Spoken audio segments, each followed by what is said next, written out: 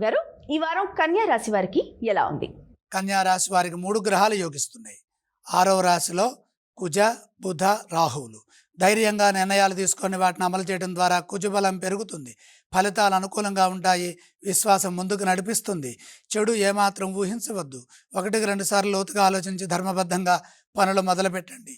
పని మొదలుపెట్టిన తర్వాత ఎట్టి పరిస్థితుల్లో మధ్యలో వాయిదా వేయొద్దు. విజయం లభించేంత వరకు ఓర్పుతో సహనంతో ముందుకు సాగండి. అద్భుతమైన తెలివితేటలు మీ సొంతమవుతాయి. వ్యాపారంలో కలిసి వస్తుంది. వ్యాపారపరమైన అభివృద్ధికి కాలం సహకరిస్తుంది. తోటివారి నుండి ప్రోత్సాహం లభిస్తుంది. ఇదే విధంగా ఉద్యోగంలో కూడా కృషిని కొనసాగించాలి. ఎందుకంటే స్వల్ప ఆటంకాలు గోచరిస్తున్నాయి. సమయస్ఫూర్తితో తీసుకునే నిర్ణయాలు మేలు చేస్తాయి.